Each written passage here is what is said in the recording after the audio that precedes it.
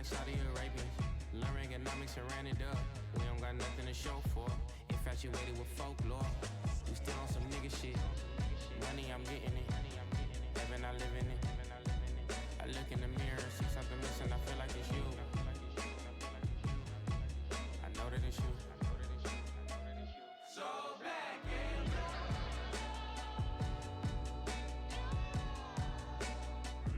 so black and so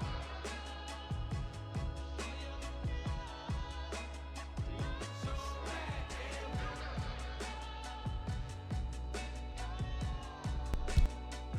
so black and so black and so black and so black. The cable was basic, the bitch was basic. Loving the kiss from her mom, call me her son. She let me stay with her. Maybe we live in Haram, can't go to prom. Send me a prayer up to the heavens above. Is it a match for us? Where the Tupac and them go? Where them Seahawks and them go? Swavy and Draco, Riches and Slim Folk. I spend a lot of my time missing our kinfolk. Put them inside of a rhyme, hoping they live on. Money, I'm getting it. Heaven, I live in it. I look in the mirror, see something missing, I feel like it's you. I know that it's you. So black and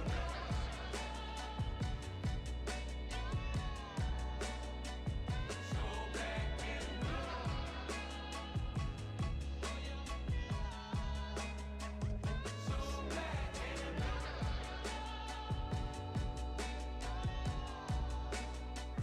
black and so black and so black and so black and so black and still on some nigga shit. Still on real nigga shit. Tell me what you know about it. Get your hand on my pocket.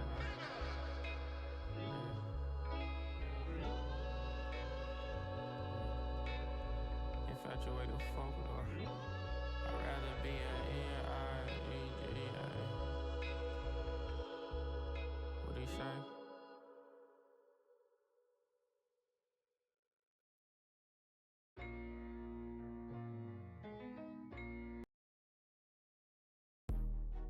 Go. Go.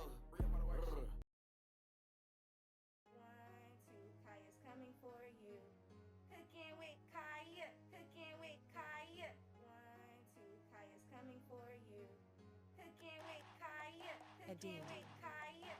Nigga, don't ask me to cook, it's no ring on my finger, I'm too turned, you get a jack. You better go pull out that book, unless you want air, but I'll cook if you pull out a stack. I got a football boo, he swear he in love, that nigga still practice to see me. Got a trapping nigga too, take me to the mall, everything that I want is free. Pillow talking, get you smacked out. Mirrors got 10, this truck and it's blacked out. Crew on going for hoes, try to act out. Being her rent till she done, make her tap out. If you a girlfriend, you a dummy, y'all copping these niggas, I'm doing them karate. Y'all freaking these niggas, I'm spending they money. I'm banging they rich, but I'm knowing they crummy.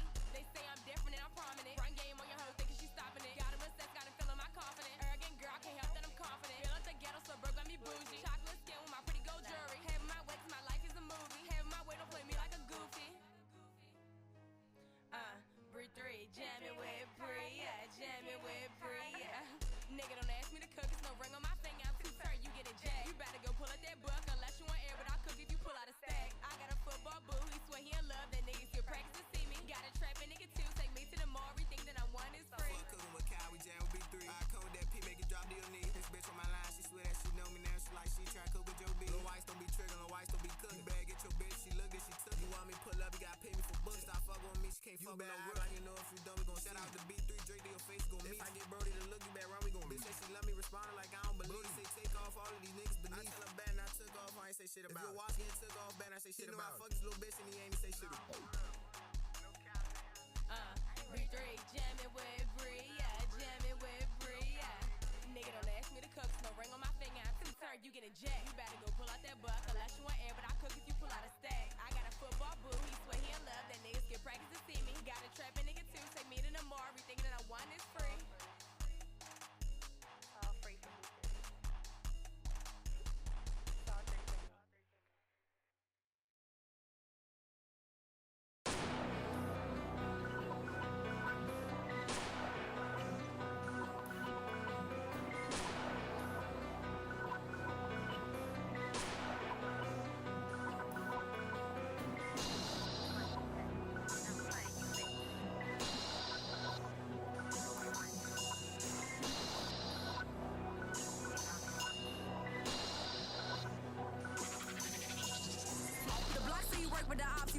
mafia was planning us 50. So now it's one of them streets and them young niggas ready. They walking with 50. You better get with me. Be three in your city, you better get with me. If not, then you hang with the ops and you gotta be stopped, so I'm playing you 50. That's what I wanted to do, they was counting me out cause I'm cute and daddy. But really I'm the head in charge and I'm calling the shots while I'm saying pretty.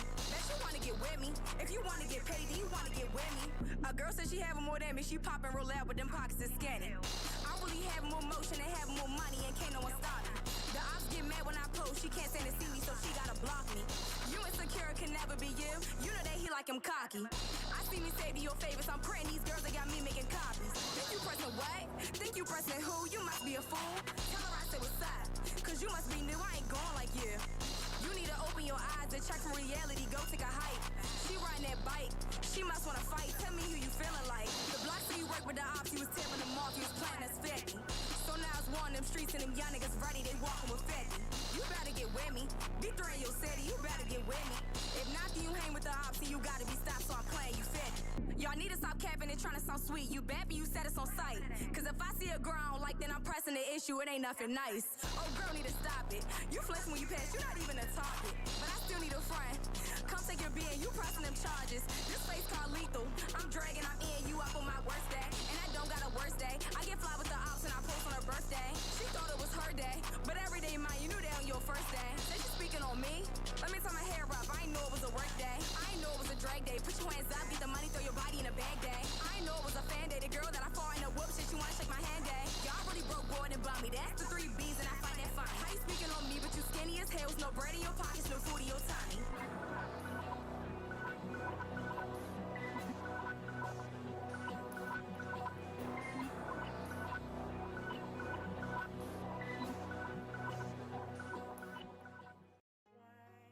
Kaya's coming for you.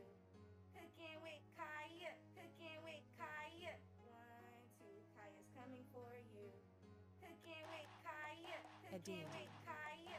Nigga don't ask me to cook, it's no ring on my finger, I'm too turned, you getting jacked. You better go pull up that book unless you want air, but I'll cook if you pull out a stack. I got a football boo, he swear he in love, that nigga still practice to see me. Got a trapping nigga too, take me to the mall, everything that I want is free. Pillow talking, get you smacked out. Mirrors got 10, this truck and it's blacked out. Crew on going for hoes, try to act out. Being her rent till she done make her tap out. If you a girlfriend, you a dummy, y'all cuffing these niggas, I'm doing them crowd. Y'all freaking these niggas, I'm spending they money. I'm banging they rich, but I'm knowing they crummy. They say I'm different and I'm prominent. Run game on your hoes, thinking she stopping it. Got him obsessed, got him feeling my confidence. Arrogant girl, can't help that I'm confident. Feel like the ghetto suburb, got me bougie. Chocolate skin with my pretty gold jewelry. Having my way, 'cause my life is a movie. Having my way, don't play me like a goofy. Bree 3, jamming with Bree, yeah, jamming with Bree, yeah. Nigga don't ask me to cook, it's no ring on my finger, I'm too turned, you getting jacked. You better go pull up that book unless you want air, but I'll cook if you pull out a stack. I got a football boo, he swear he in love, that nigga still practice to see me. Got a trapping nigga too, take me to the mall, everything that I want is free. Fuck cooking with Kyle, we jam with B3. I code that P, make it drop to your knee. This bitch on my line, she swear that she know me now, she like she try cook with Joe B. Little whites don't be triggering, little whites don't be cooking. Bad, get your bitch, she look good, she took. You want me pull up, you gotta pay me for books. Stop fucking with me, she can't fuck with no real. You know if you don't, we gon' shout out to B3, Drake to your face, gon' meet. If I get Brody to look, you better run, we gon' meet. Bitch say she love me, responding like I don't believe. Brody say take off all of these niggas beneath. I tell her bad and I took off, I ain't say shit about it. If your watch getting took off bad and I say shit about it. I fuck this little bitch and he ain't say shit about it. Bree 3, jamming with Bree, yeah, jamming with Bree, yeah. Nigga don't ask me to cook, no ring on my finger, I'm too turned, you getting jacked. You better go pull out that buck unless you want air, but I'll cook if you pull out a stack. I got a football boo, he swear he in love, that nigga skip practice to see me. Got a trapping nigga too, take me to the mall, everything that I want is free. All free from me. It's all free from me.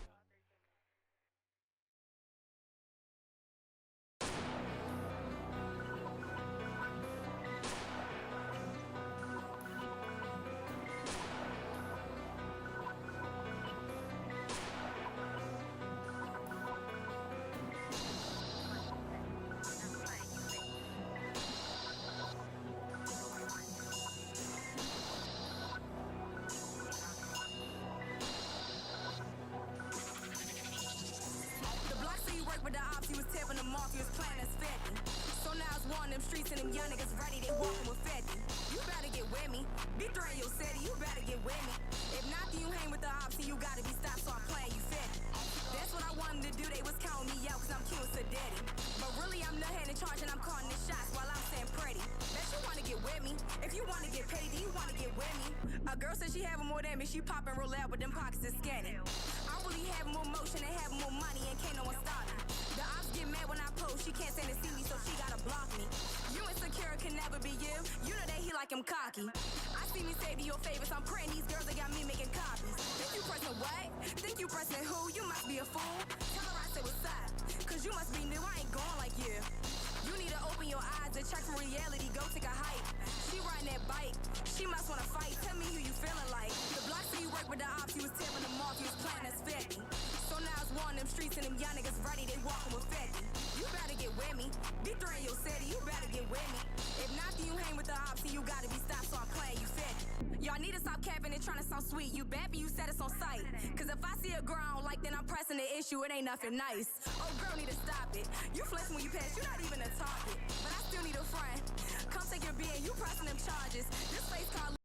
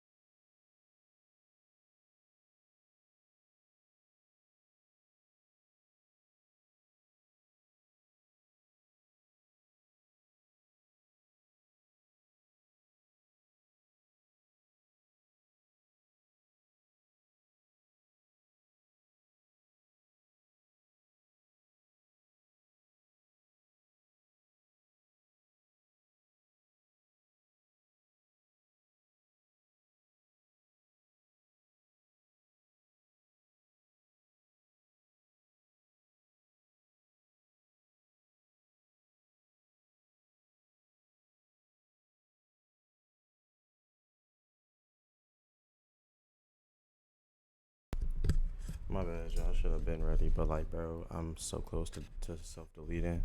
I'm so close to self-deleting. I needed like my advisor to come give me advice, like he always does, and he gave me some advice. So we good. We starting up. We starting up. Sorry for all that music. Shut up, breathe. Shut up, breathe through. It's my shawty. I ain't mean it like that. I'm married, but I mean like she a hard young lady coming out of where's she from? Where you from? DMV? She from DC? I think she from DC. I can't remember. Breathe 3. Jamming with Bria. Jamming with Bria. Oh, I forgot how to do something. Hold on. Give me 3 seconds. I should have been doing this while I was on the phone, but like. Normally I start videos with jokes or... Come on, chat. Come on, chat. Come on, chat. Like, what we doing, bro?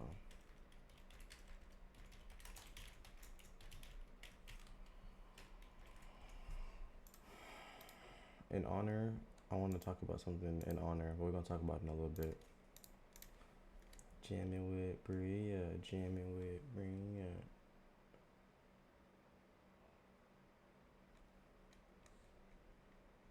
Hold on. I'm trying to see where we at on TikToks. You know how we do. I don't even know where I'm at. Alright, go. Nigga don't ask me to cook.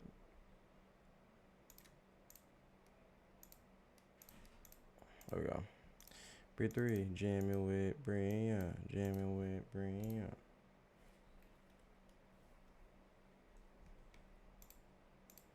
Why can't I hear chat?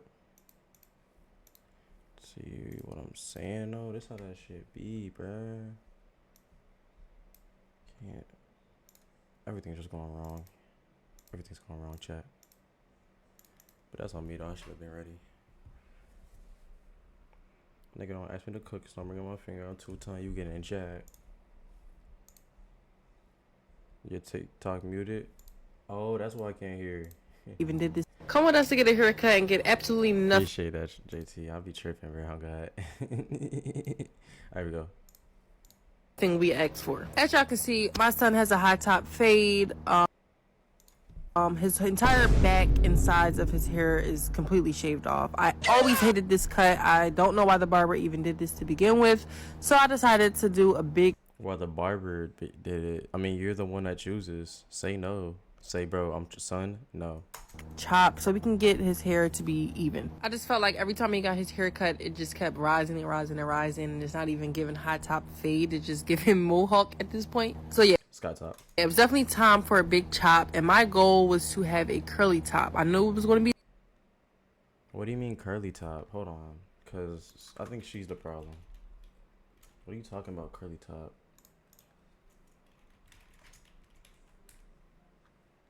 Do you mean mid fade? You mean like a mid fade? I know, cause if you hate the high top, do you mean a mid or like a drop fade? What do you mean curly top? What are you talking about? It was going to be low so it could match the sides, but I wanted to start his curly top. When I insert the inspo pic versus what we left with, you guys are going to fall out. I was already emotional during this entire process because I've literally been doing my son's hair since he's been born. He has never went to anybody else. I always did his braids, always done his wash days, just always done his hair. His dad is responsible for the cuts. I was so emotional. Maybe he just a light skinned baby, but there might be a problem why the dad why he got this cut. Let's keep going, guys. Which is why my face is not in this video at all. Like, I literally cannot stop crying. I'm like, I can't believe this is like my last time I had to wash his hair for a very long time.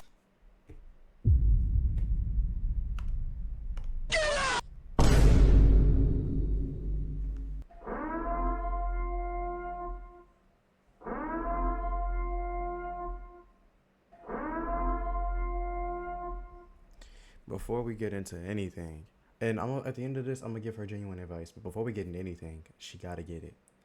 So, at the end of the day, it's nighttime, and when it's nighttime, it's time to get Joan. First off, man.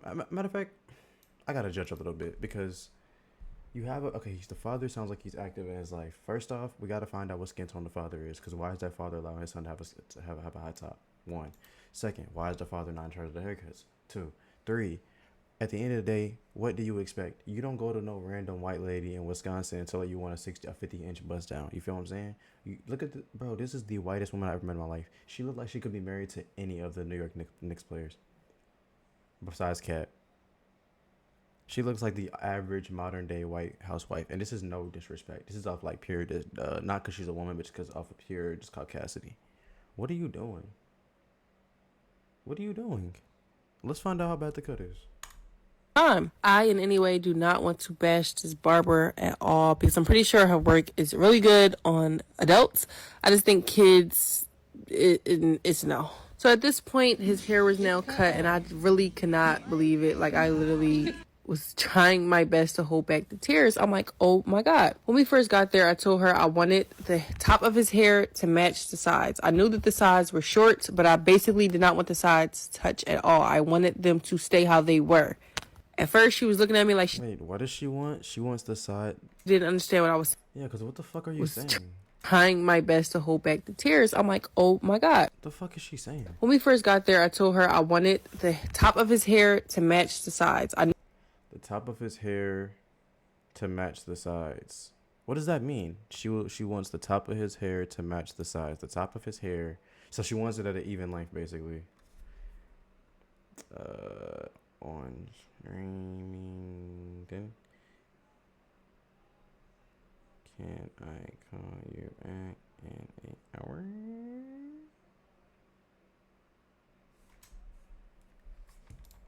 I knew that the sides were short, but I basically did not want the sides to touch at all. So the sides are short, but she doesn't want the sides to touch? What the fuck is this? I wanted them to stay how they were. At first, she was looking at me like she didn't understand what I was saying, so I literally showed her a picture, and I said, don't touch the sides, just shape it up, and shape up the back, and fade the back out. And this is what we left with.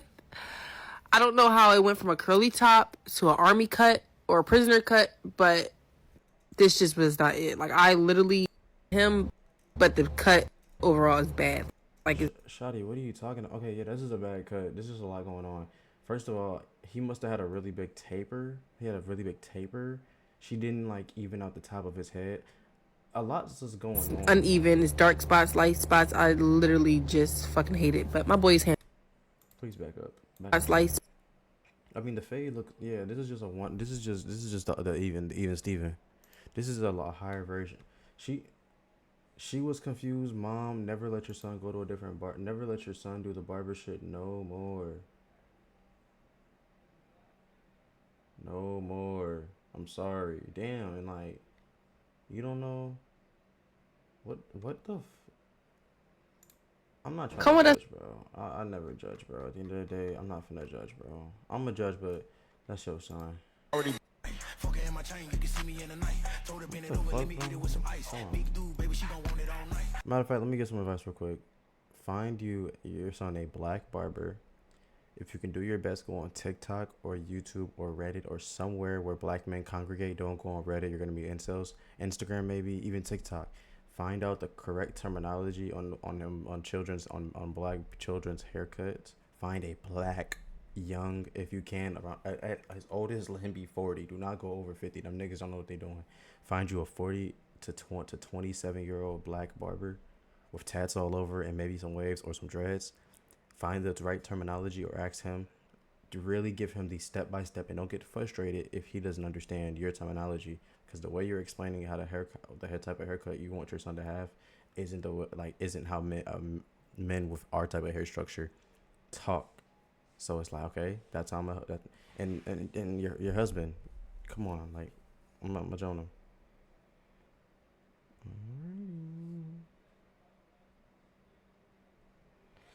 Here we go. Track hall 6 when I knew you heard the pipes. Rich young nigga, we got guns, we don't fight. Have you ever seen your baby daddy lose his life? Smooth dad booger, so I got a groove in her. She a little ratchet, shawty got some hood in her. Tossy bad bitch, I'ma put it smooth in her. Big dude, baby, I'ma put that wood in her. My club dripping double G on my waist. 4 or 5 stacks by the 10.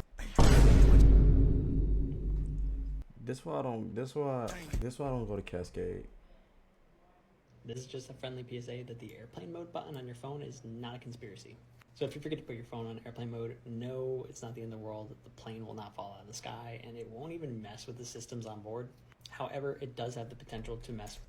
Okay, so this isn't about the haircut. I mean, this isn't about the plane. Who cares about the plane? Basically, don't use airplane mode. The waves mess with the headphones. Headphones will cause distractions, maybe a crash. That's why you don't do airplane mode. Now, let's get into the real thing. Let's mute this. Let's turn on our music. What do y'all see when he talks?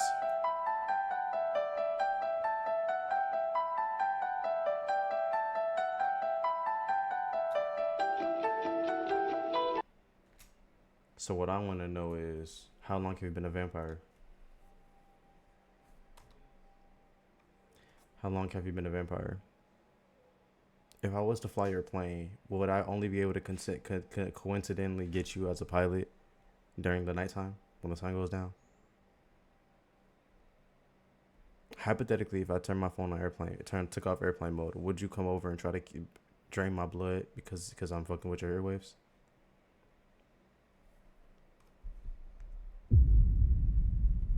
This nigga's a vampire, bro. Oh, I'm excited for this conversation. Who's your starting five? Damn, I'm starting five. Man, it's hard. Magic at one. Okay. 6 now you can see everybody, right? Okay. I gotta go MJ. Matter of fact, I'm gonna put Kobe on my 2. Kobe gonna be my 2. Wait, hold on. Wait, you left. I got Kobe at my 2. When he said, all right, so boom.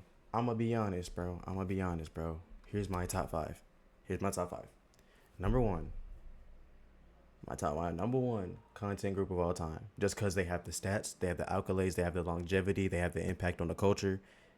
And this is coming from me, a young black man, okay? Remember this. RDC at number 1.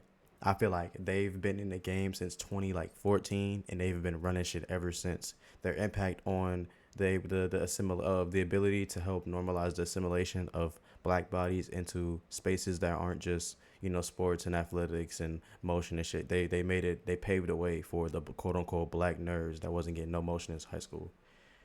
They created DreamCon, one of the biggest events from for the biggest events from a YouTuber at a consistent set from a YouTube channel consistently. And every year it's still building and building and building. DreamCon, crazy. Their impact on pop culture, their impact, anything that happens, they're making a skit about it. And any walk of life, at least in America, at the very least, someone, every city, every type of person is probably gonna see RDC video. You get what I'm saying? Impact don't even work on our iconic bodies. These people, J. Cole who know who they are. He gives them props. LeBron James, the greatest human in besides Jesus, the greatest human ever. And I'm gonna be honest. Look out. Like, you know what I'm saying? I gotta go with them number one. Number two, I'm gonna go the Van Oz crew. And it sounds like crazy, but I'm gonna be honest. And this is my list. Do not try to argue me. Van Oz crew number one. Number two, my bad. Van Oz crew number two. Van Oz's crew, they were amazing. They were everything. Every single one of them had their own niche and their own thing about them that made them different, and they were able to stand out. Now, they never branched out besides gaming, but who cares? They dominated the gaming sphere and impacted the gaming side of YouTube from like 2014 to 2018. I'd probably say was a drop off. For 4 very big years that were very big for gaming and YouTube, they were running it. And I might even go 2019, to be honest. Actually, I want to go 2012. Let's go 2012, from like 2012 to 2018. Vanos, Ace Delirious, Dahi Denogla. Hey, okay, fun fact. Do y'all remember, for those that are playing COD and COD Mon challenges, do y'all remember Ninja Diffusers? They did that. GTA games? They did that. Prop Pumps? They did that. Call of Duty games? They did that. Personalities, you had Vanos, you had the humor with Delirious, you had Nogla, you had Terrorizer, you had cartoons, you had Diddy Lad, you had I'm missing Wildcat. They were just a tank of people. Number 3, I'm gonna go FaZe. And they're actually I look, you might have to put, I'm gonna keep them where they are. The longevity that FaZe has had, I'm gonna respect it, because honestly, they were peak YouTube from like 2013 to 2015, borderline early 2016. They started to go through problems around 2017. They fell off from like 2017 to 2023, 2024, and even 2025. They made that resurgence. They have the impact on gamers on the Call of Duty sphere that will never be recreated. And now they came back, and they have a whole new wave of fans and a new generation of people that genuinely are back and being interested in FaZe. I respect it at number 3. Number 4, I'm gonna go Sidemen. You know what I'm saying? Folks want to put them 1 and 2, bro. At the end of the day, I'm American. I'm sorry, no disrespect. I'm American. It's love. It's love. It's love. Peace and love. But I just didn't care for them too much. But I'm gonna give them number 4 because I know the impact. I know the respect and emotion it was having. But at the end of the day, from my opinion, I didn't care too much for Sidemen. But I know the heavy hitters they had. I enjoyed some of their videos, but I gotta put them forward. And 5, I gotta go. I seen people talk about Dude Perfect. I'm sorry, Dude Perfect. They get respect, but nah. They get respect, but nah, not really my cup of tea. 5, I want to go ahead and give it to AMP. I'm gonna give it to AMP. I feel like AMP had a nice 2-year run. I feel like right now they, as of like these last 2 years, they've been on a bit of a regression. Early 2025, to all 2024, and then singularly, they're the goats. They're not the goats, but they're like goat at their positions. But when you put them together, they don't really have the longevity. They don't have the accolades. They don't have the stats to really keep up with the big hitters I got. So finally, I'm gonna go through the list one more time. Who was it? RDC, Vanos Gaming, FaZe, Sidemen, AMP. That's my list. Let's do it. A very tight game. 59-57 Miami. They teach them early here in Tallahassee. Look at this little gangbanger. Look at this little thug.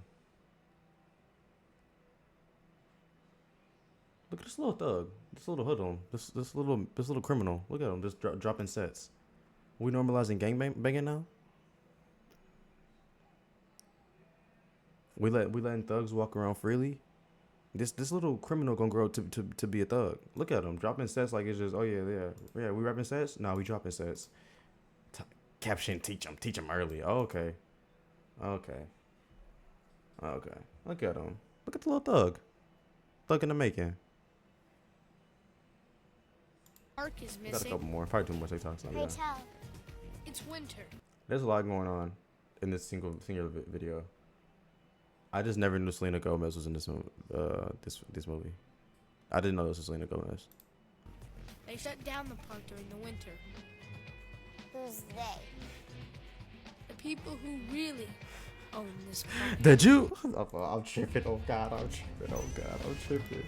Oh God, I'm tripping. My fault, bro. Oh God, I'm tripping, bro. Oh God, I'm tripping. My fault. It's the Jew. Doesn't it bother you? Okay, that's okay. In honor of all of the Ball brothers reaching an amazing height of like goals and respect and admiration and money and just positions in life right now, I feel like we got to go back to the truth and go to the and talk about the fourth one, the one that'll never get the love like the other three. Lonzo, all-star potential, back impacting the team, back from injury, back on his run. LaMelo is very deep into top like 10 point guard in the league easily. Ads, you got ads. I ain't gonna lie to him. Let's get a sub up. Hit me with $5 right now. You never had no ads again for the entire month. Let's do it. But anyways, LaMelo Ball, top 10 point guard in the league. You know what I'm saying? Very impactful on his team. And then we got even LaAngelo signed a deal with UMG for $18 million.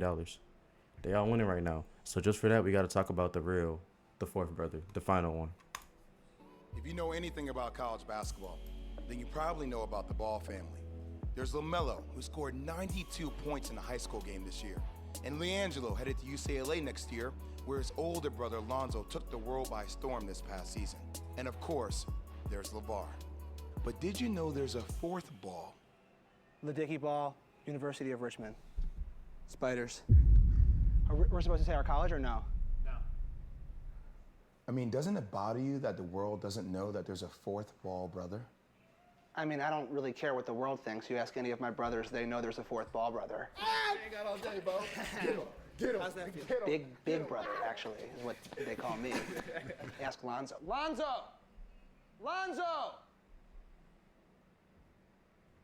He's probably getting shots up. Bro, like, y'all just don't know, like, LeVar really is a top father of all time. Because before we even get into the rest of the video, not only did he help, I mean, Lonzo was already, like, a top 5 cemented pick always. But, like, he helped push Lonzo's stock up so high by just being on his antics and craziness and bullshit. You know what I'm saying?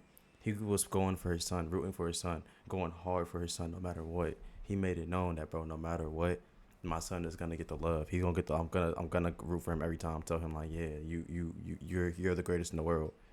You know what I'm saying? He's confident. He built companies around his son, built money, put millions into their efforts. You feel me? And once they all got to where they were, that he didn't say a thing after. He went back to retire, go back to chilling with his girl. You know what I'm saying? Shout out LeVar Ball. You know what I'm saying? Shout out LeVar Ball. And also he created 4 talented sons. Ledecky Ball. Ledecky at one point did a double XL cipher, has a hit TV show, and he's a pretty good rapper and a great storyteller, and he's hilarious. LeVar Ball is 4 for children. 2 rappers, 2 hoopers. It was made in the stone. Shout out LeVar Ball. Why have we never heard of Ledecky? Honestly, I don't know. I mean, you heard of Lil Dicky, right? You know the rapper? I don't talk about no rappers. I talk about ball players. And Ledecky can genuinely hoop. Dicky ain't no ball player. We're all really good, and I think he just kind of felt like the odd man out. I'm still, like, really good at basketball. I'm not a first-round pick in the NBA or anything, but like, if you see me, when I play in my rec league, I think people view me as, like, an elite player. Like, when I walk in, everyone kind of feels it. There's a presence in the gym, and I score a good amount. I'm one of the better scorers in the league. He can't shoot. Yes, he can't pass. Yeah. He can't dribble. He has no hops. Basically, no heart. That way. That was a genuine, real job. Why did you start rapping? Honestly, so he would see me. My whole life. Why? Like, whose idea was it to do this? Like, who genuinely came up with this idea back then? I'm trying to remember. Like, I mean, Ledecky's like a funny guy, but I'm trying to think like, who out of ESPN, Lil Dicky, or one of the Ball family Bieber said, we should get these other people involved and run like a little running gag about this and make this a storyline. Whoever it was is top 5. Let's get a round of applause, man. Let's get a round of applause for him real quick.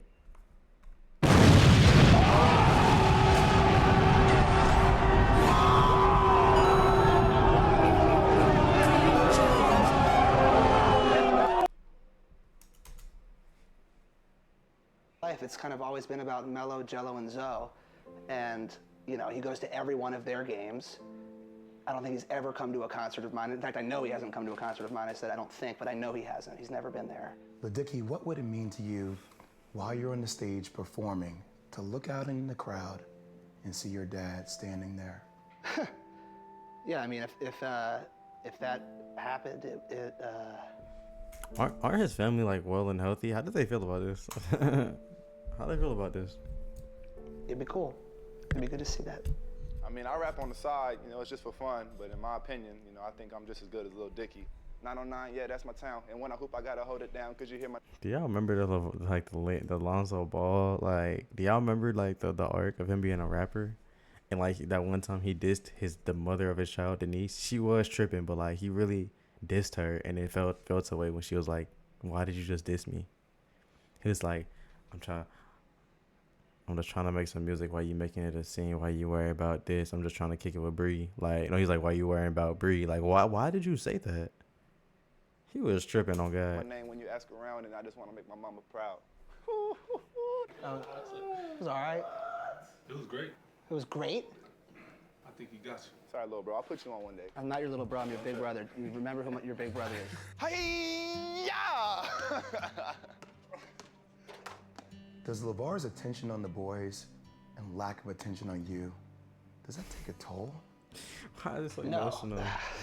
You know, I'm a famous... That weak ass fake crier. Like, I want to join this. rapper, so yeah, I'm living the real dream here. I don't put a lot of stock in what Pop's thinking. Last week I hung out with Drake. So, you know, every player in the NBA will tell you they want to be a rapper. I'm living the actual dream here.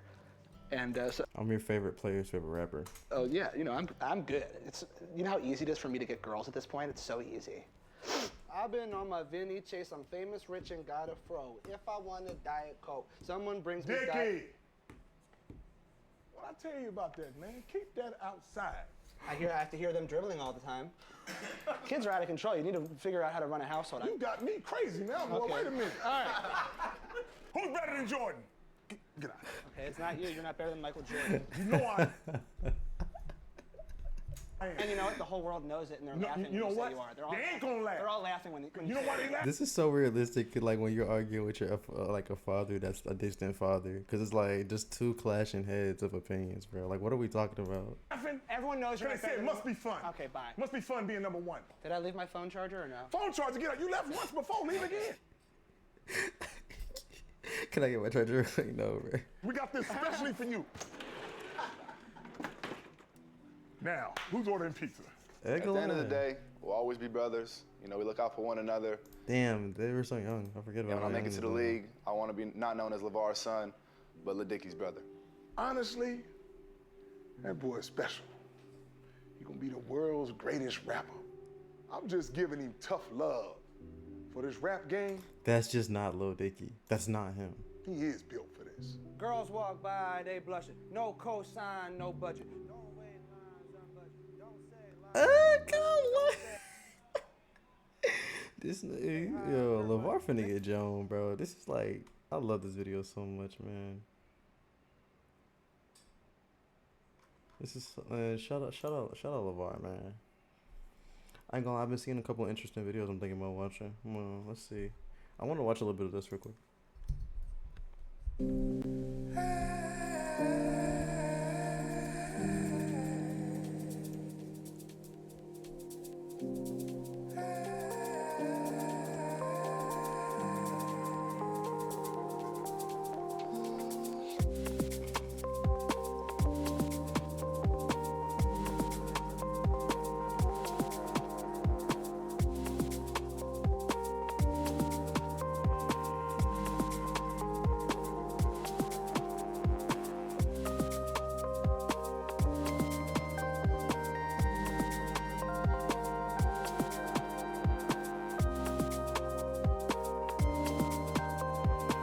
This is the coolest shit and I've ever seen in my life.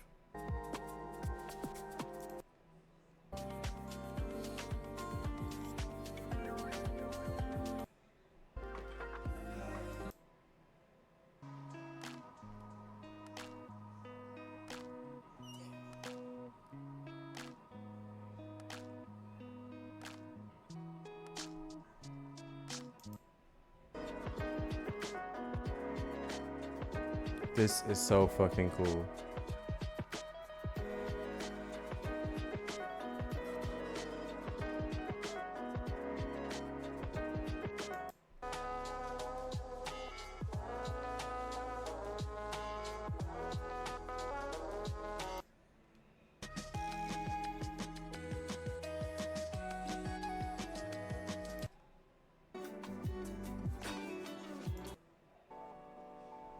This is so fucking cool, bro.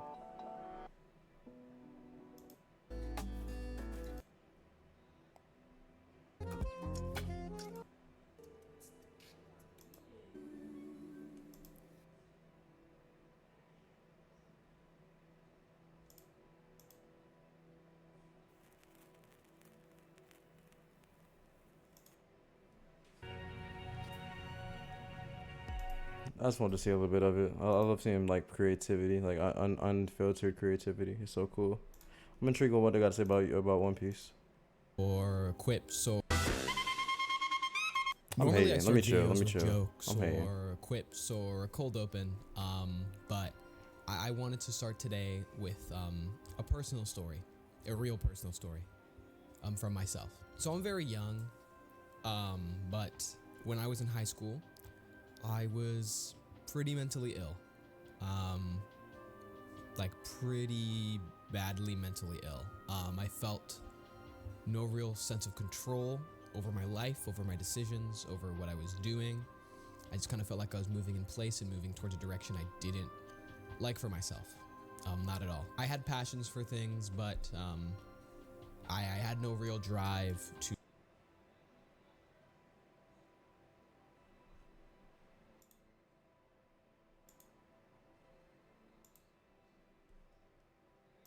pursue them. I had interests, the same interests I have now, but I didn't really want to do anything with them like I do now. Then quarantine hit, and I was isolated, literally, had to be.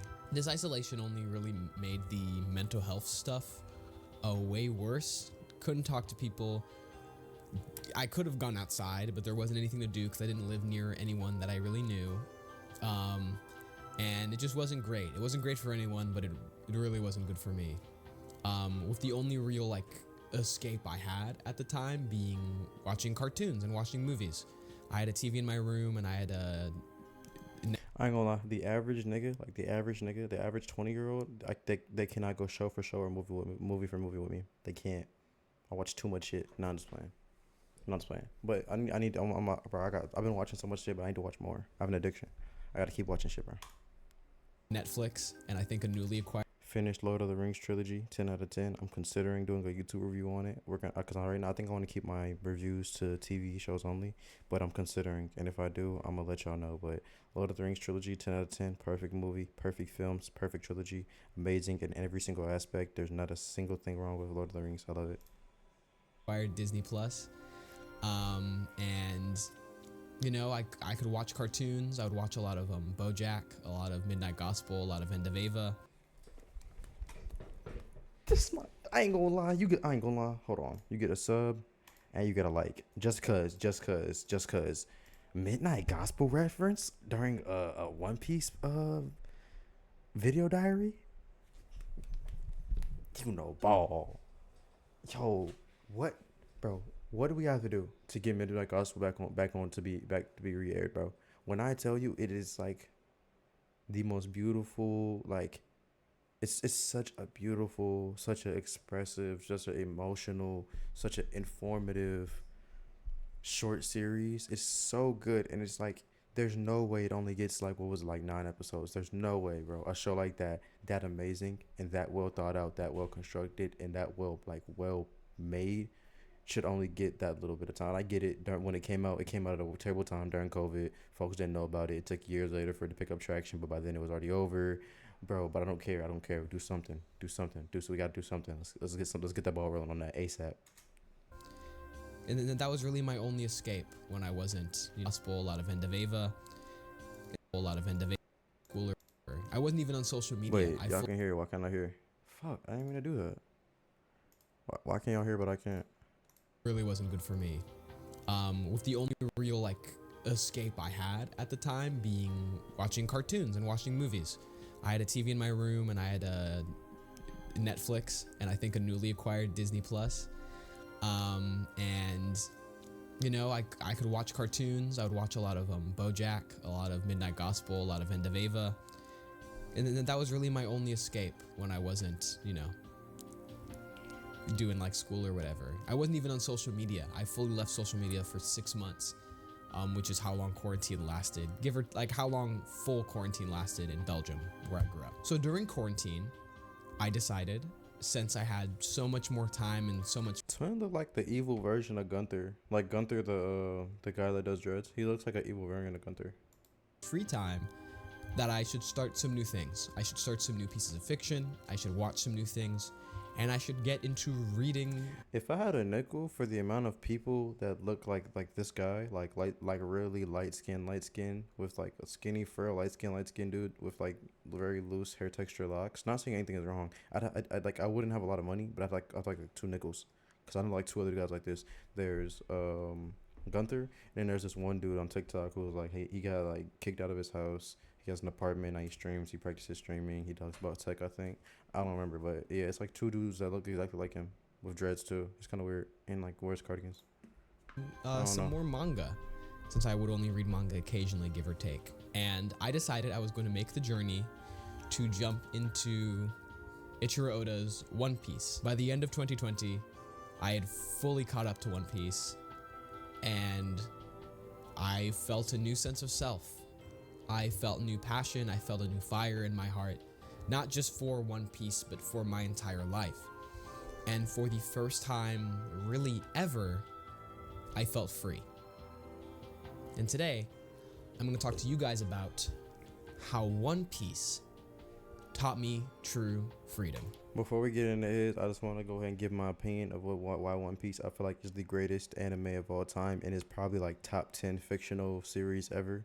I think, and I feel like there's a personal bias, because at the end of the day, this is like one of my favorite animes, but I feel like I can give like unbiased opinions to an extent, even though even though like media is subjective, there's still some like objectivities that you know what I'm saying. So I feel like, first of all, the main character Luffy is such a such a beautifully written protagonist that we rarely see. There's not that many main characters I got over him. Like, of course, you have your Light Yagamis, your Luffy Britannias, your Eren Yeagers, like them, but like Light is up there. He's still on S tier. Like, I mean, not sorry Light, but like Luffy is still there. You know what I'm saying? His dynamics with different characters in the show, his personal writing. I feel like the Joy Boy Luffy and Joy Boy foreshadowing and just the whole development of that and integration into his character is one of the greatest like character arcs I've seen, besides like the Blade is Me. It's one of my favorite character arcs in anime, but Blade is Me being like 2. I got this like Joy Boy is like either 1 or 3 or 2, like, you know what I'm saying. Side cast, I've never seen a more engaging side cast / like side family, like part family / like just writing cast alone. Every single character they introduce to the show either has a meaning, is well written, and also has meaning into the show. I feel like world building, but I think One Piece is probably the like world building wise, it's perfect. It's probably might be like number 1 besides maybe like Lord of the Rings world building. Such a well done and such a carefully crafted show. I feel like it has every single thing you need. It has serious moments, it has dark moments, it has drama, it has humor, it has great fight scenes, it has great animation. The soundtrack is good. It has the work. I mean, the only reason I could like hear why it's not the best was the pacing, but I'm gonna be honest, I'm not gonna hear that. There's only like genuinely, I feel like objectively, one bad arc in the anime, and it's not even a bad arc. It's just a boring arc, and that's Fishman. I feel like, and like arc wise, it's not every single arc it has. Every single arc gets better than the last, and I feel like its worst arc is still better than a lot of anime's best arcs. Such a great show. I feel like its antagonist, it has a great, well-written antagonist. I mean, you have Akainu. Even though we don't have much about Emu, the information we continues to get from Emu. You have Blackbeard. I feel like they have like their war arcs are amazing. They have some small little romance in there as well. And just the biggest thing I want to talk about and everything else that makes One Piece good, I feel like it's longevity, bro. One Piece has been running since the 90s and it's yet to lose a beat. It's yet to skip a beat. If anything, it's getting better, but it's still at its earliest in like 94 was still amazing. And it's just like every single time a chapter drops, Oda just changes just shakes shit every time. 10 out of 10 anime. Perfect. Would recommend to anybody and everybody. Go change your life. And they got Drip. You have my nigga Trafalgar D-Law. Let's get into the real nigga shit now. They got Drip. They got Ace. My nigga Ace pull up with his shirt off for some reason. Like, you just don't walk. You don't wear shirts because you don't get cold because you got fire powers. You got my nigga Trafalgar D-Law. Chrome, all that cool shit. You got my nigga Luffy. He drip as hell. You got my nigga Mihawk. Drip as hell. Shanks. Drip as hell. Dragon drip as hell. Akainu drip ass nigga. Whitebeard drip ass nigga. Odin drip ass nigga. Garp semi drip ass nigga. Aokiji drip ass nigga. Who else we got? Who else drip? Like they just got mad drip in that show. Overly. Them niggas overly drip.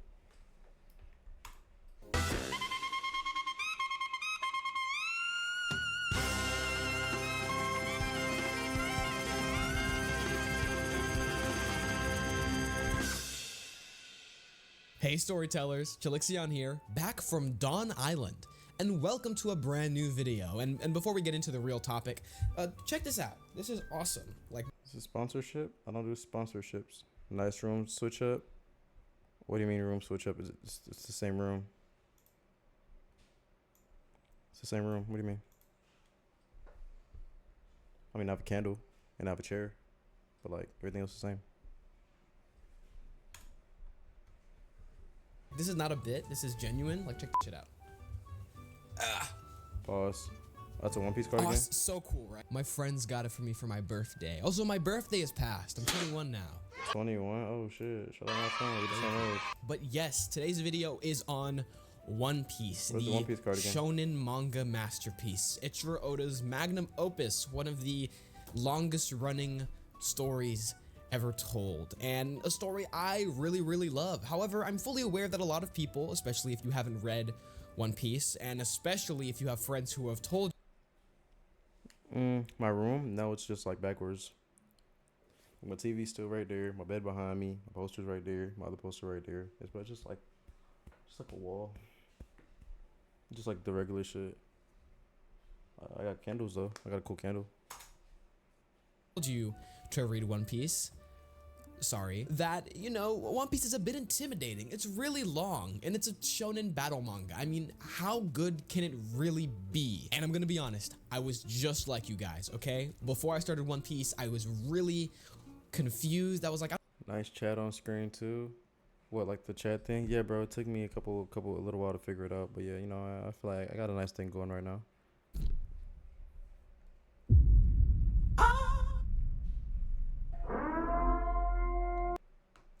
Ho ho ho. Green Giant. I mean, it's so long. I mean, other long-running shonen series sort of get worse and worse as time goes on, and this is still going. I feel like it must have lost the plot by now or something, right? What's up, bro?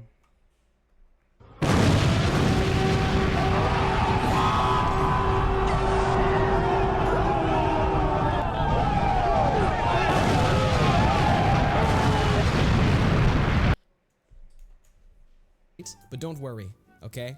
You've lost your mind with that thing. Oh, you don't even know. Just wait. I got If you're just I got some more shit sounds to add to it for sure.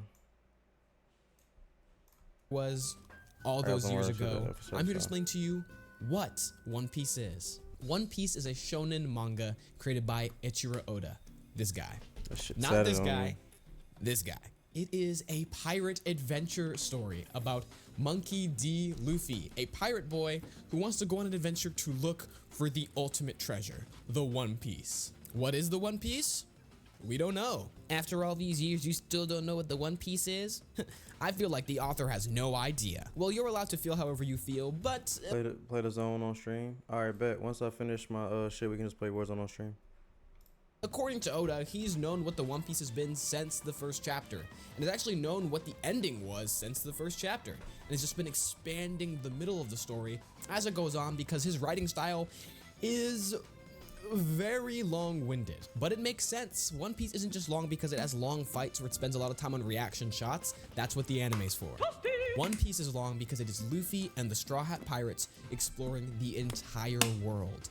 The entire world, with each individual story arc tackling a brand new island, including its people, its culture, its history, and any conflicts on said island. And then how that island sort of builds into the... Bro, and I ain't even get into the cultural impacts of like the cultural respect that Oda has for the show as well. Like, it's so much, bro. It's just so much, bro. From the Japanese inspiration to the Native American inspiration to the German inspiration. It's just so much cold shit about this anime. I could go on and on. This shit cold. General mythos in the world, and will eventually lead our heroes towards the One Piece. And this leads to the story being about a lot of things. While it's long, it does not feel like it is being stretched thin. It is bloated with content and bloated with lore, political commentary, dramatic characters, funny moments, great magic systems, genuinely good action, and lovable characters. And if that interests you, I would suggest after this video going to read One Piece. And if that doesn't interest you, I would still suggest to go read One Piece. I'm not gonna be like one of those people and say that you need to watch One Piece, you'll love it no matter what, just try it until you like it, because I'm gonna be honest, that's not entirely true. Not every story is for everyone, and there are people... Man, fuck that politically correct ass nigga, bro. Watch that shit, bro. That shit hard. I swear to God, every single person in the world would like this shit. There's no reason, unless you're like a racist, or you're a billionaire, or you're a genocidal maniac. Ain't no reason why you don't like this shit, bro. This shit cold. People in this world who aren't gonna like One Piece no matter how much we harass them. So if you really want to try One Piece, I have a suggestion for you. I have two options for you. First, read the manga. Go online, go to your local store, do whatever you need to do to find the manga of One Piece, okay? Open the wiki, find a wiki guide, and read until the Arlong Park arc, okay? If you don't like it by the time you finish that arc, you're not gonna like One Piece, and there's no way I can convince you. In my opinion, reading the manga is really that, perfect way to do it. Is the author's original intention and includes his genuinely amazing artwork, whether it is the way he draws settings, the way he does caricatures, the way he does character design. And it also doesn't feature some of the more interesting ways that the anime has decided to adapt some character designs, including skin color things. But if you don't want to read for some reason, I have another suggestion.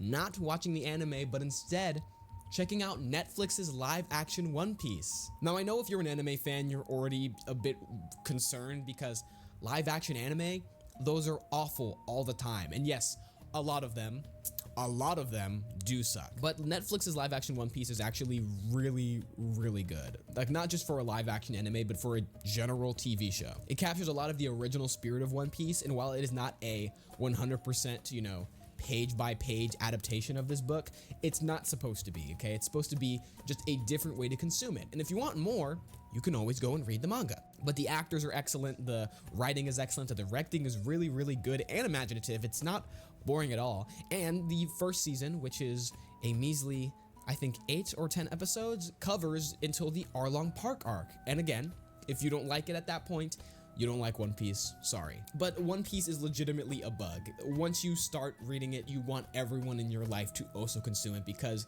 it is really, really good. So good, in fact, that I could probably make hundreds and hundreds of videos on One Piece, whether it's the characters, the world building, the setting, the writing, each arc, each chapter, whatever. I could make so many videos on One Piece. And if you want to see more videos on One Piece, you should click that like button. Yep, got you again, but come on, it's One Piece, and I love the series so much, but I ain't liking shit. I already liked it, bro. 40 likes. How many subs does this nigga got?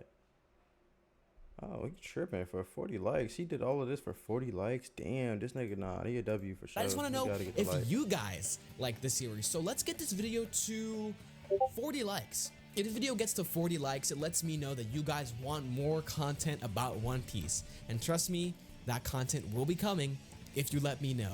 Plus, It helps me support the content and support the creator.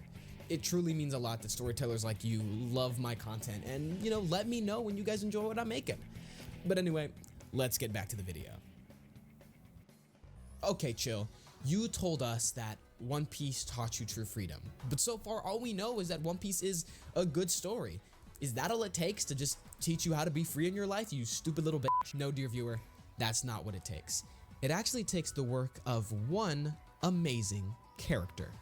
Monkey D. Luffy. Now, when it comes to writing protagonists, a lot of people have the exact same view of writing, you know, a quote-unquote good protagonist. However, if we're being fully transparent, there is no good or bad protagonist, just ones that are successful or unsuccessful for you and your goals. Typically, when it comes to the classic hero archetype, people want protagonists that, you know, change, and that's normal. That's not a weird thing. I'm not gonna like twist it and say you're wrong and stupid for wanting that. That's very normal. Character change is one of the most important things in storytelling. Having characters that change, it means that you're having a story that is actively evolving and a story that is actively challenging your characters. And there's different types of character change. You have positive change, where, you know, a character goes from believing a lie to changing for the better, or a negative change where a character goes from either believing a lie or the truth to believing something far, far worse. And you know, it's pretty obvious when you have a character whose character arc kind of means nothing and the change is substantial and it doesn't really hit. However, there is another type of character that people tend to overlook, one that is just as valid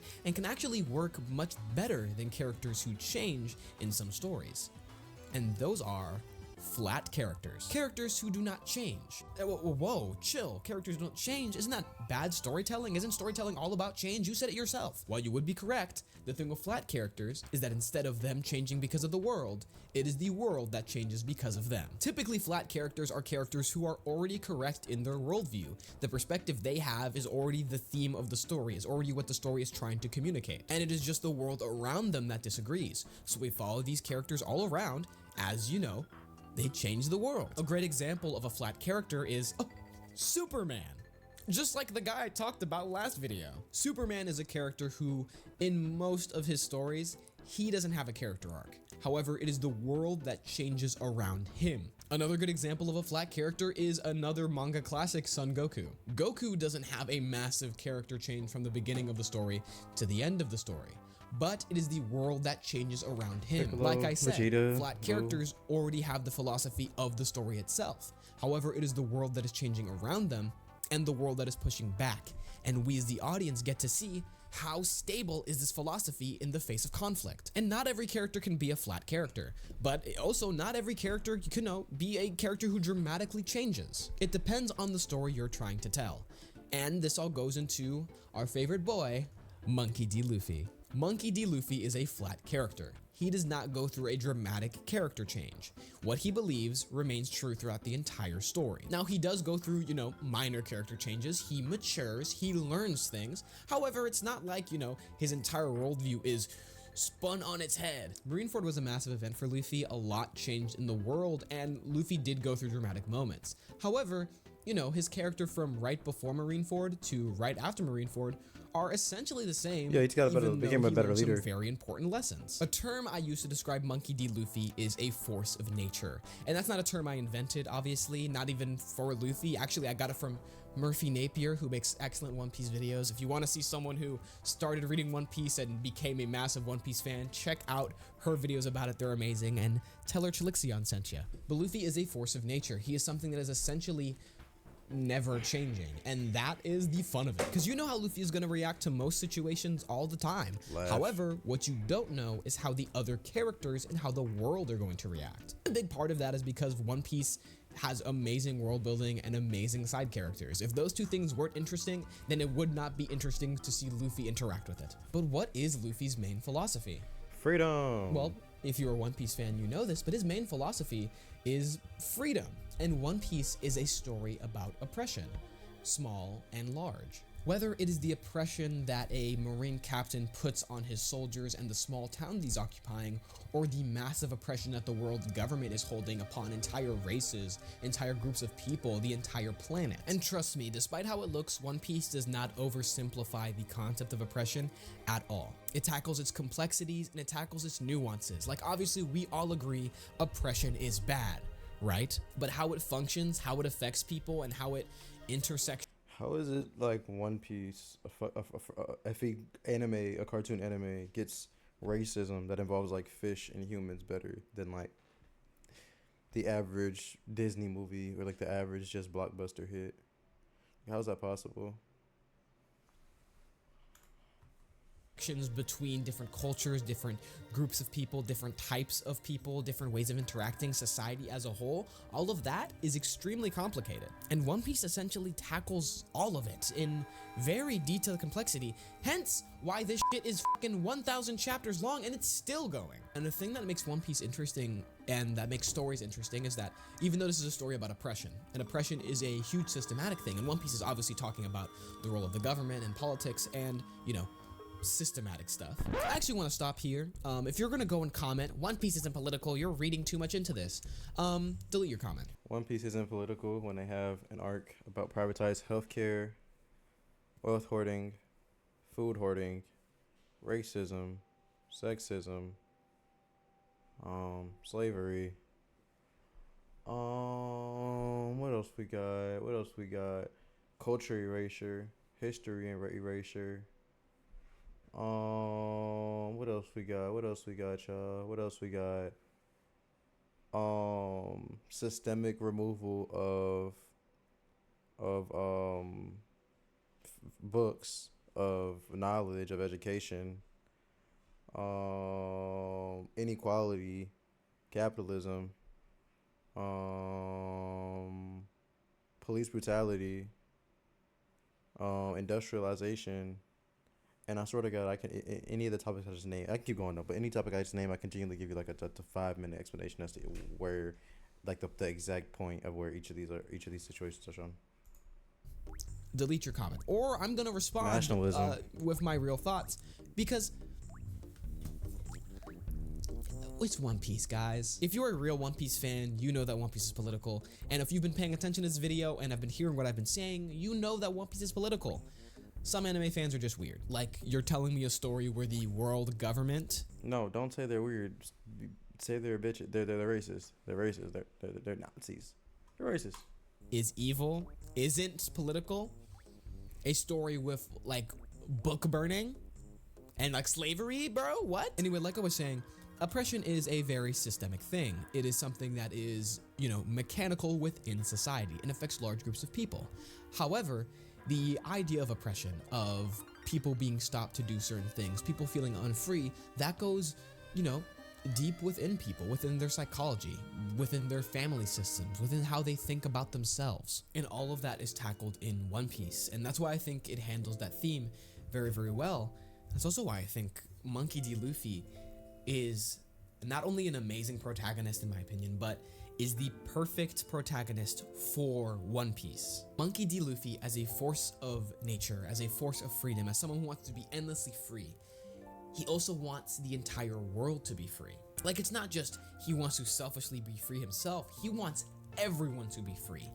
Every single person. And because of this, this puts Luffy in direct opposition to every antagonistic force in the series. Like, wherever Luffy goes, if there is someone who is oppressing people or limiting the freedoms of others, and most of the time there is, Luffy will be there to say, hey asshole, hold on, let me eat.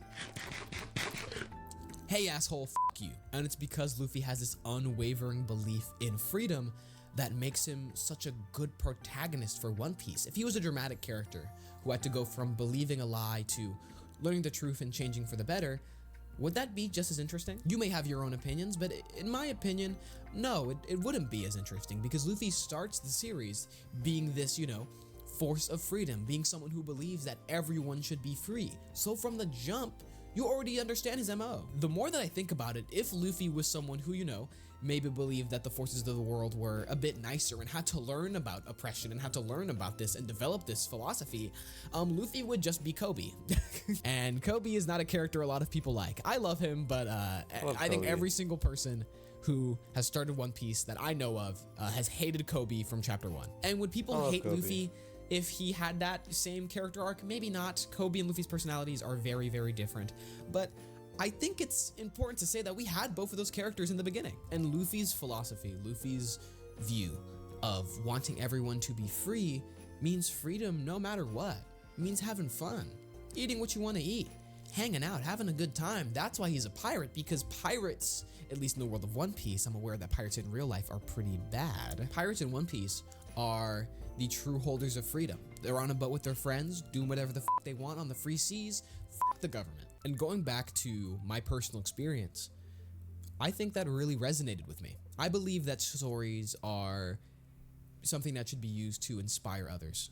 And stories. when you consume stories, you should be inspired by what you read. You should grow from what you read, and you should be challenged, and you should change as a person. And One Piece, first and foremost, you know, is about freedom, is about having fun in your life. You only have one life to live, and you should have a darn good time in that life when you can. Even if people think it's crazy. I'm gonna be honest. I think he's gonna be just giving. Don't want to disrespect him. I'm gonna be honest.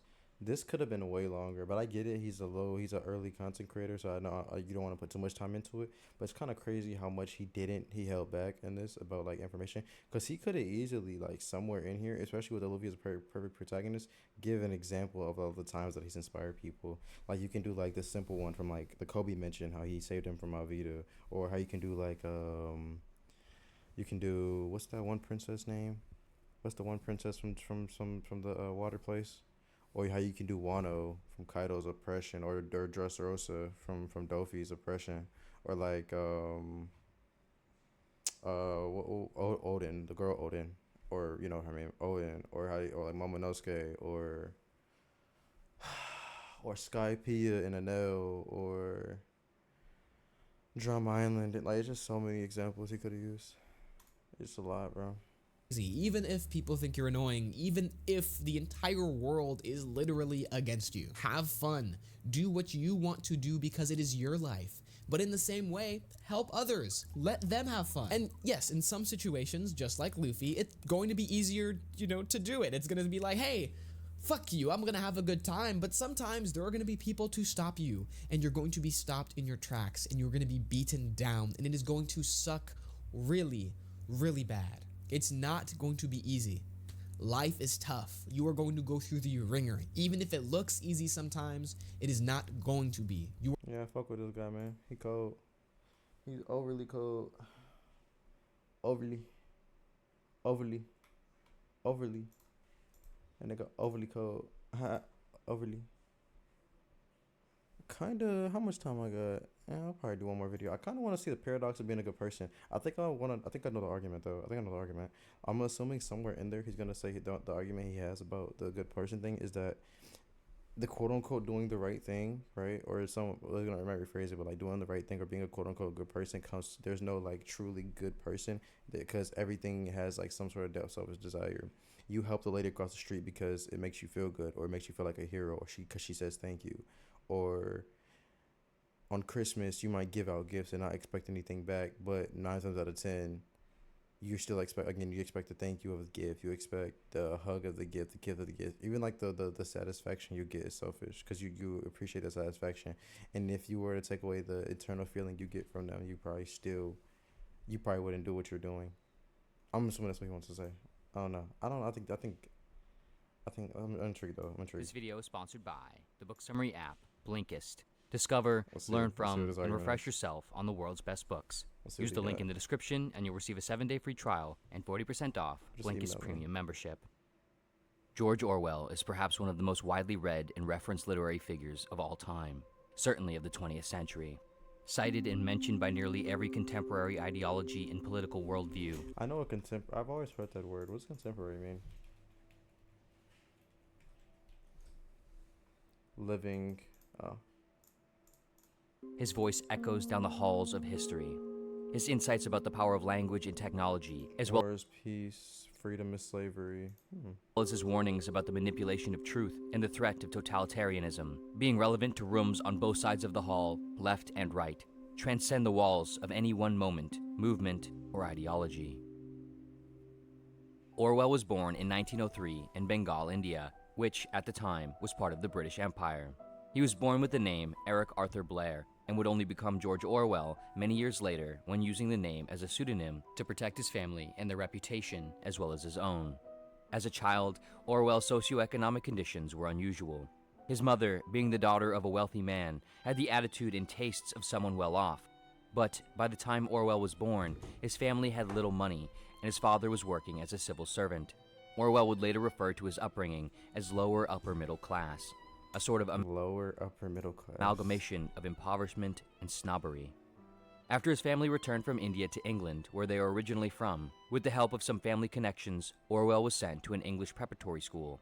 Here, both his unusual temperament and his brilliance became apparent, receiving both ridicule from other students, as well as scholarships to England's leading schools, Wellington and Eton. At an early age, however, Orwell found the academic environment miserable, and so he would never go on to university. Instead, in 1922, he entered the British Imperial Service and worked as a colonial police officer. He was posted in Burma, a province of British India at the time. He also found this experience miserable and conflicting with his values. 5 years later, he would resign. Over the subsequent few years, Orwell would work several low-paying service jobs throughout.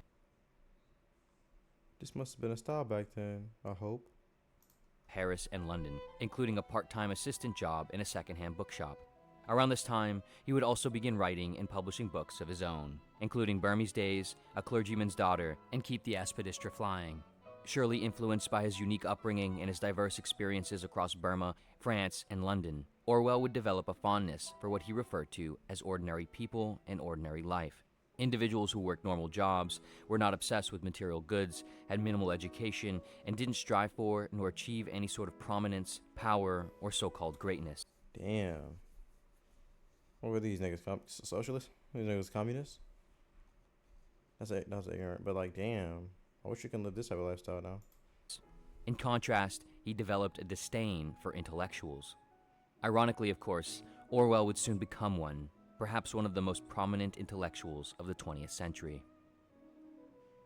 Orwell's rise to prominence as an intellectual and literary figure can be largely attributed Shout out Red Note. Go communism. To the catalyzing experiences he had after traveling to Spain in 1936. Initially, he went to Spain as a journalist to report on the Spanish Civil War, but he soon enlisted as a volunteer in the Republican militia to fight against the fascist opposition. If you had asked me why I had joined the militia, I should have answered, to fight against fascism. And if you had asked me what I was fighting for, I should have answered, common decency, Orwell later wrote. During his time in the war, Orwell was shot in the throat and nearly killed by a sniper. Perhaps even more affecting for him, however, was what he witnessed in the coverage and portrayal of the war. Years later, he wrote, "Early in life, I had noticed that no event is ever correctly reported in a newspaper. But in Spain, for the first time, I saw newspaper reports which did not bear any relation to the facts, not even the relationship which is implied in an ordinary lie. I saw great battles reported where there had been no fighting, and complete silence where hundreds of men had been killed. I saw troops who had fought bravely, denounced as cowards and traitors, and others who had never seen a shot fired, hailed as the heroes of imaginary victories. And I saw newspapers in London retailing these lies, and eager intellectuals building emotional superstructures over events that had never happened. I saw, in fact, history being written not in terms of what happened, but of what ought to have happened, according to various party lines." Orwell's observations revealed to him a degradation of the value placed on objective truth. Objective truth was being replaced more and more by the faith in subjective truths of ideologies and political parties. I am willing to believe that history is for the most part inaccurate and biased, but what is peculiar to our own age is the abandonment of the idea that history could be truthfully written, Orwell wrote. The consequences of this, for Orwell, risk leading to totalitarianism, a form of government in which individuals lack freedom and instead are subordinate to and controlled by the central authority of the state. When there is no belief in objective truth, truth solely exists in the human mind, becoming easily malleable and manipulatable. For Orwell, this threat looms. If there's no objective truth because everyone has their own experiences, isn't that kind of hard to lead? Because if you're going off everyone else's belief, like then you're allowing like people like racist and stuff to continue to spout their opinion, their beliefs. Because at the end of the day, that's their version of truth. Regardless of any specific ideological and political leaning, be it left or right. It is just the common basis of agreement of truth with its implication that human beings are all one species of animal that totalitarianism destroys, he wrote. During the early and mid-20th century, these consequences were unfolding and totalitarianism was spreading in Germany, Italy, Spain, the Soviet Union, as well as, in Orwell's mind, England and beyond. In response to this, Orwell believed that literature could be used to help warn against this development. It could be used to shed light on the circumstances of the world and help people fend against the increasing threat to freedom, truth, and well-being. What I have most wanted to do throughout the past 10 years is to make political writing into an art. My starting point is always a feeling of partisanship, a sense of injustice. When I sit down to write a book, I do not say to myself, I'm going to produce a work of art. I write it because there is some lie that I want to expose, some fact to which I want to draw attention, and my initial concern is to get a hearing, Orwell wrote. Though Orwell had already written and published several relatively successful books by around the year 1939, his real rise to global mainstream prominence came after the publication of his novella, Animal Farm, in 1945. And it was here that Orwell's mission to spread important ideas and warnings about the threats of the time and future times began to successfully ensue at scale. In Animal Farm, there is no real main character.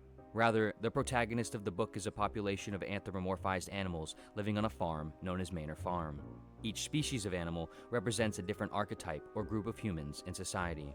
One day on the farm, a pig named Old Major expresses to the other animals that they are being exploited by the humans who own the farm, and, if they work together, the animals can and ought to overtake the humans and create a better future for themselves. A revolution happens, the animals take over, and a new philosophy known as animalism is established. Two pigs named Snowball and Napoleon take lead over the new conditions of the farm, which soon becomes just Napoleon after he has Snowball chased off. Though things appear to go well initially, hell soon breaks loose, and the pigs who lead the farm begin to lead with malice, selfishness, manipulation, and violence, ultimately becoming the equivalent of the humans that the animals had revolted against. The creatures outside look from pig to man, and from man to pig, and from pig to man again.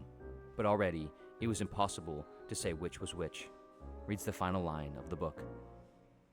Broadly, Animal Farm is a thinly veiled critique of the Russian Revolution and the subsequent rule of Joseph Stalin over the Soviet Union. It showcases and warns against the fallibilities and susceptibilities of revolutionary movements and the potential threats of counter-revolutions. What arguably makes this novella so unique and important, however, is its ability to cut through the surface of any single social or political target and instead reveal timeless truths about social, political, and psychological phenomena, and to do so with animals. In the form of a fable, like that of Aesop or Disney, Orwell brings the complexities of social and political movements into an accessible, easily understandable allegorical format that can appeal to mass audiences across time and space. And that's exactly what Animal Farm did and does, selling 500,000 copies within the first year of publication, and then going on to sell millions and millions more. The same year Animal Farm was released, Orwell lost his wife while she was undergoing a routine surgery. Only a year or two later, he began to fall ill himself with tuberculosis. He would, however, muster everything he had left and work on one last book. After collapsing multiple times while writing, his science, speculative, and dystopian fiction novel, 1984, was released in 1949. In brief, 1984 focuses on a character named Winston Smith, who lives in what was once London but is now a province of the superstate of Oceania. Oceania is run by a totalitarian government known as the Party, which follows the doctrines of English socialism, or INGSOC, and is led by a dictator figure known as Big Brother. In Oceania, citizens are under constant surveillance and are ruthlessly punished for even so much as thinking thoughts that counter the party's ideological doctrines. Devices known as telescreens are put in everyone's homes, where they both consume broadcasted content and are constantly observed by the party. What are known as the thought police are also always looming, ready to arrest anyone who commits what are known as thought crimes, or simply thinking the wrong things about the party. Moreover, the party is constantly producing propaganda in the form of manipulated information, data, statistics, and language. Language is simplified and reduced in Oceania. I heard of this. I just never knew this was what it came from. I ended up looking at it. But this reminds me of the Big Brother thing, about how like they'll even arrest you for thoughts. Kind of remind me of the conversation Superman had in Injustice, and I forget the other one, but where he was arguing with, I believe it was Plastic Man, and then Cyborg. It was the Flash and Cyborg, or the Flash and Plastic Man. Anyways, they were playing chess, and he was like, I'm thinking of taking away guns, and they were like, okay, cool. Then cigarettes. He was like, then yeah, maybe. Then he's like, cars. Yeah, and he's like, so where does it stop? Like, where does it stop? You know. Like it gets to the point where anything that can, are you gonna start trying to like predetermine crime? You're gonna start looking at like people who are like low income or low equality status, and seeing like, okay, well they're more likely to commit crime because they don't have the access to resources. So that means that we should stop them now before they commit the crime. Hit down, folks. Yeah. Hey, pause. Don't sleep. Yeah. Through what is known as newspeak, where words are eliminated from the vernacular in order to prevent the likelihood of nuanced critical thinking. Words are also often used in a contradictory manner in order to undermine the true nature of the things they describe. For example, labor camps are referred to as joy camps. Torture takes place in the Ministry of Love. The military is referred to as the Ministry of Peace. The department responsible for falsifying data and facts is known as the Ministry of Truth. And the slogans of Oceania are, war is peace, freedom is slavery, ignorance is strength. All of this causes citizens to engage in what is known as doublethink, a sort of cognitive dissonance in which they both have their own perceptions and understanding of what is true, and yet they accept what they are being told by the party as true, despite any contradictions. At the beginning of the novel, Winston writes in his diary, "Down with Big Brother." By the end of the novel, the narrator concludes, referring to Winston, 2 gin-scented tears trickled down the sides of his nose. But it was all right. Everything was all right. The struggle was finished. He had won the victory over himself. He loved Big Brother. Oh no. Like Animal Farm, 1984 would obtain immediate success, which Orwell was able to witness in his lifetime before dying of tuberculosis the next year in 1950.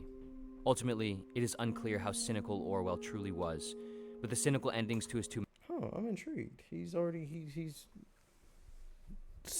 damn near like 70% of his essay, and hasn't even got to the part of the good person thing.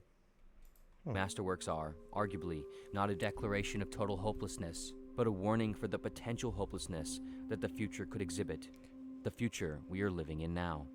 Since Orwell's passing, his work has only continued to become increasingly popular and culturally relevant. 1984 is likely one of the most widely read books, certainly of the dystopian speculative genre, finding itself still, 75 years later, a part of many if not most high school English literature classes, as well as college courses. Orwell has become one of the few writers in history to have a term created out of his work, Orwellian. Most broadly, Orwellian refers to any conditions reminiscent of Orwell's work, in which the welfare and freedom of citizens are undermined or at the risk of being undermined, typically by a central political power and ideology. But, arguably, Orwellian is not purely defined by totalitarian conditions, but by the means in which totalitarian conditions are carried out. Specifically, it refers to the intentional distortion and manipulation of language and information for the purposes of serving some ulterior power for power's sake. Like Orwell's work itself, however, this term is often misunderstood, misrepresented, or altered in service to whatever cause the user favors, often causes and ideologies that Orwell himself would likely have disagreed with. The term Orwellian can apparently be Orwellian itself. What is clear and important to note, however, is that although the Party of Oceania in 1984 originated from socialism, Orwell was not a critic of socialism. He was a critic of totalitarianism, regardless of its origins or political leaning. He was, in fact, a proponent of democratic socialism, a political democracy with a socially run, decentralized economy.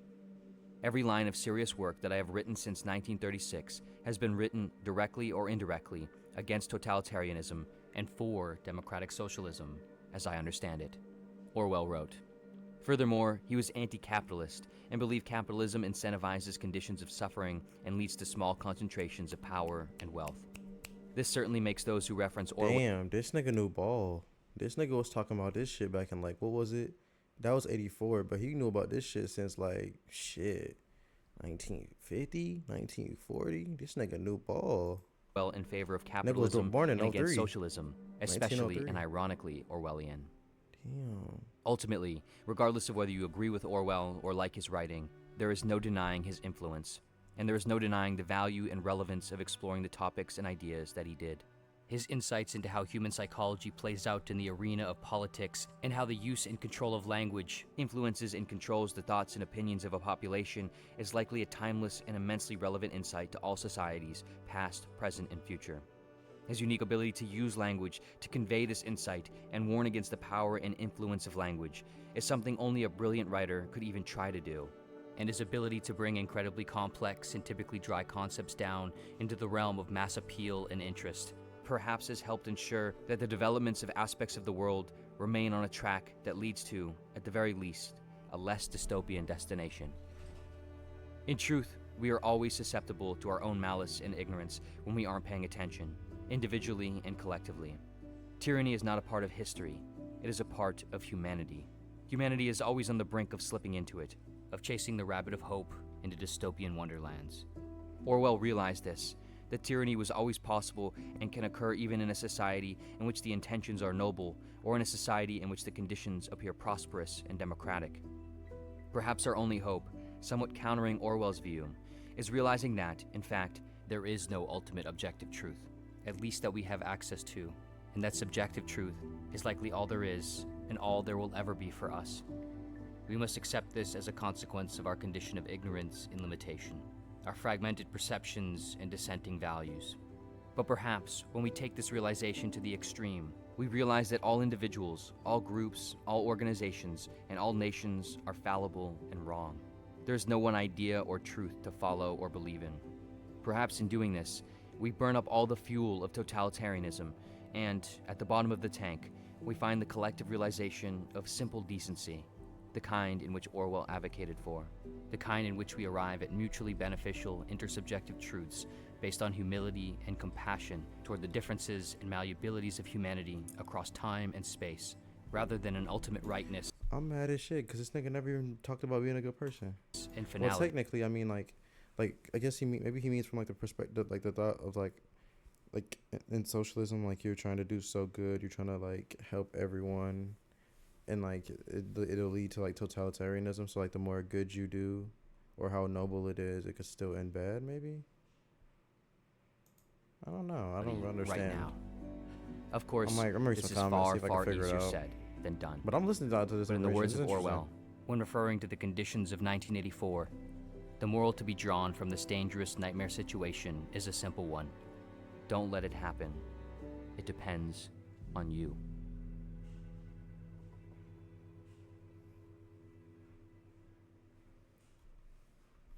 Some of the best books we will ever read in our lives are books we have already read, and many books that would completely change our lives are possibly books we will never even come across.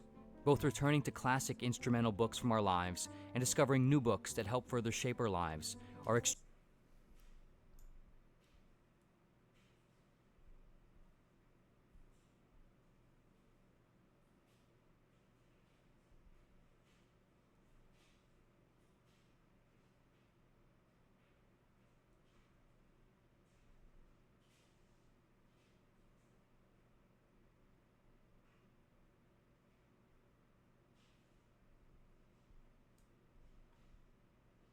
Interesting.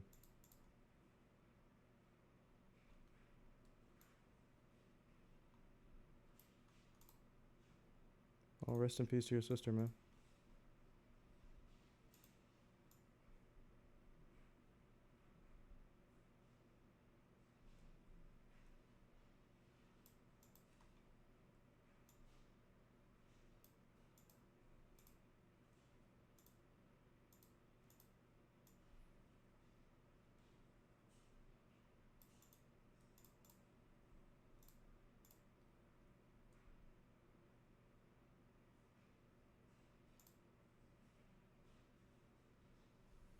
As a nice person, I've learned the hard way that it's actually good to be mean to abusive people. Yeah, man, you can't let the good heart of yours be you know what I'm saying, be destroyed or tainted by a bad soul. You get it? I get it. You try to be on this earth to help people, but at some point, people take advantage. They're not gonna ever learn.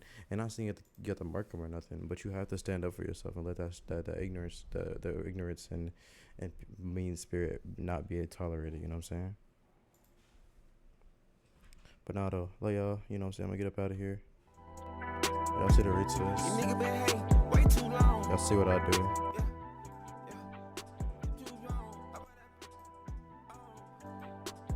Members on me, members on 3. 1, 2, 3 members.